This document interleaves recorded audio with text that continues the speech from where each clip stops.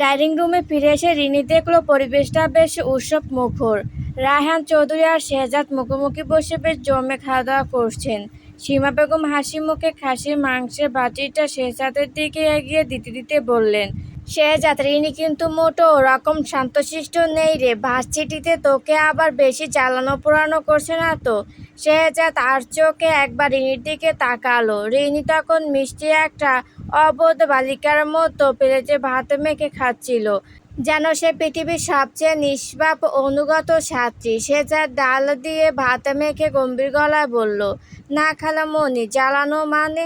আপনার মেয়ে তো ভীষণ দায়িত্বশীল স্টুডেন্ট। প্রতিদিন সকাল 8টায় কোল্ড কফি রেডি রাখার মতো কঠিন সব অ্যাসাইনমেন্ট আমাকে দিয়ে করায়।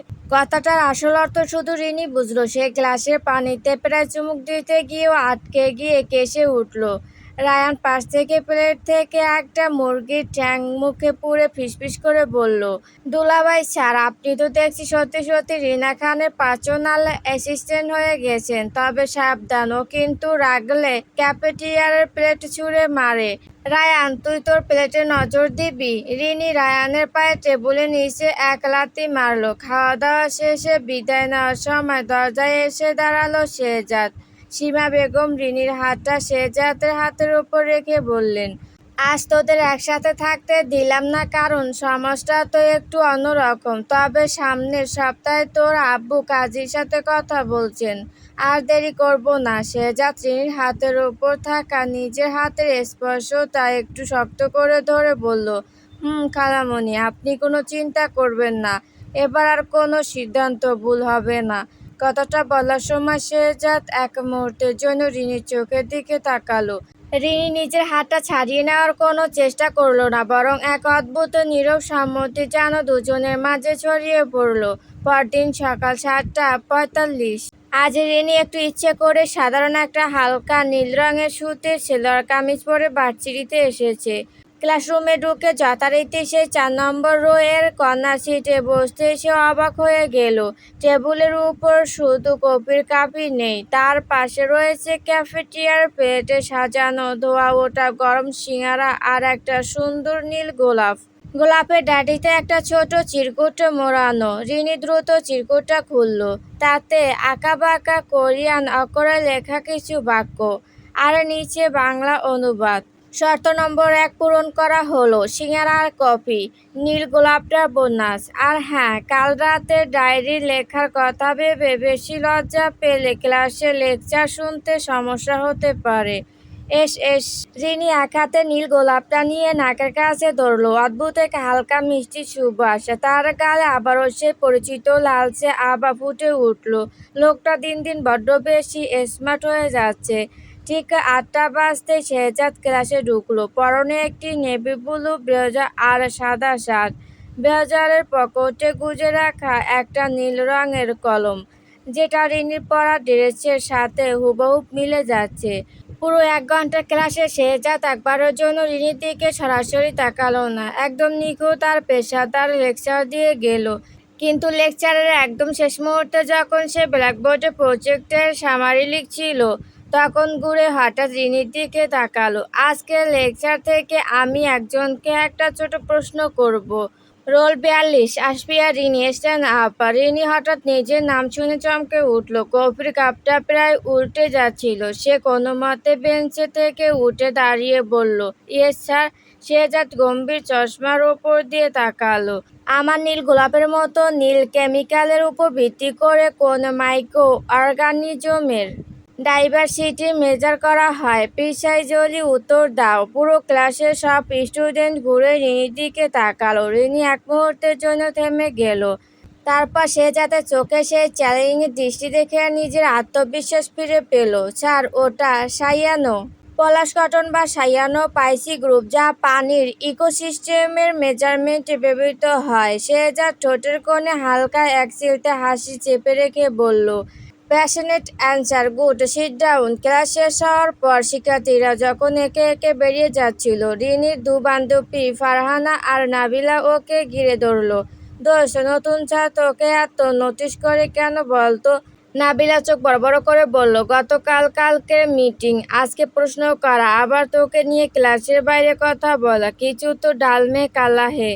রিনি নীল গোলাপটা বইয়ের ফাঁকে লুকিয়ে ফেলতে ফেলতে বলল, দূর স্যার, জাস্ট একটু বেশি স্টিক, আর কিছুই না। স্টিক নাকি? তোকে স্পেশালি কেয়ার করছেন?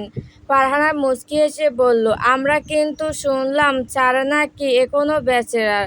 তোকে যা দেখে না, একটু ট্রাই মেরে দেখতে পারিস। রিনি মনে মনে বলল, ট্রাই মারার আর কি আছে, কাবিননামা তো অলরেডি পকেটে। দুপুর 2টো। রিনি ডিপার্টমেন্টাল করিডোর দিয়ে হেঁটে মেন গেটের দিকে যাচ্ছিল। হঠাৎই তার ফোনটা বেজে উঠল। আননোন নম্বর। তবে রিনি ভালো করে চেনে এই নম্বরটি।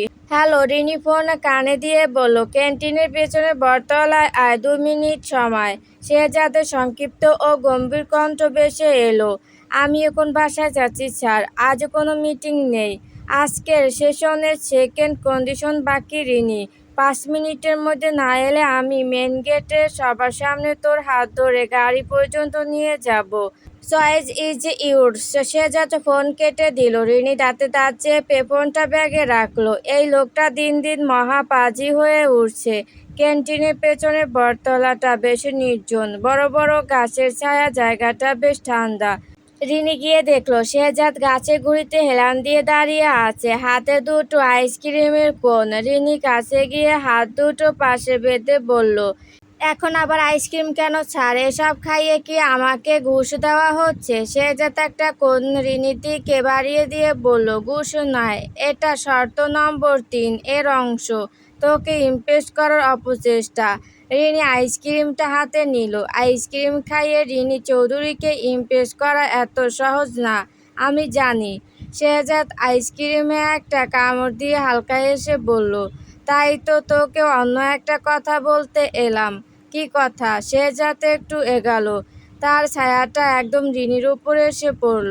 সে নিচু গম্ভীর কিন্তু অনুভূতির ছোঁয়া লাগা গলায় বলল, আমি আজ সকালে উকিলকে ফোন করে ডিভোর্সের ফাইলটা ক্যান্সেল করে দিতে বলেছি। রিনির হাত থেকে আইসক্রিমটা প্রায় পড়ে যাওয়ার মতো হলো। সে স্তব্ধ হয়ে শেহজাদের দিকে তাকালো।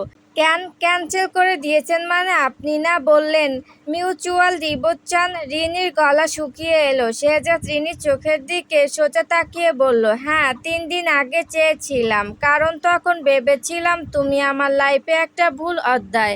কিন্তু তোর ডায়েরির সে পাতাগুলো পড়ার পর আর তোকে এই 3 দিন পর্যবেক্ষণ করার পর আমি বুঝতে পেরেছি ভুলটা কাবিনে ছিল না, ভুল ছিল আমার পালিয়ে যাওয়ার মধ্যে। রিনির বুকের ভেতরটা অস্বাভাবিক দ্রুত গতিতে স্পন্দিত হতে লাগলো। এখন খেলাটা আর ডিভোর্সেরও নয় রিনি। শেহজাদ রিনির আরো কাছে এসে ফিসফিস করে বলল, এখন খেলাটা তোকে আমার স্ত্রী হিসেবে জয় করে নেওয়ার।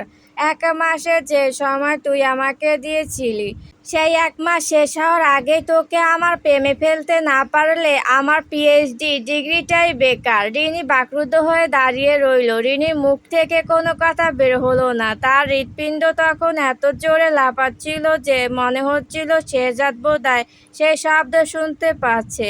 শেহজাদ রিনির মাথায় হালকা একটা টোকা দিয়ে চশমাটা ঠিক করলো।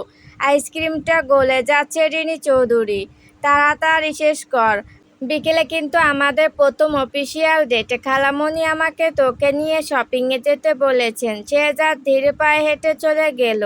আর রিনি আইসক্রিম হাতে নিয়ে সেই নির্জন বটতলায় একাই দাঁড়িয়ে রইল, যার গাল দুটি তখন বিকেলের রোদের চেয়েও বেশি লাল হয়ে উঠছিল। প্রিয় বন্ধুরা, গল্পটি যদি ভালো লাগে অবশ্যই লাইক ও সাবস্ক্রাইব করে পাশে থাকবেন।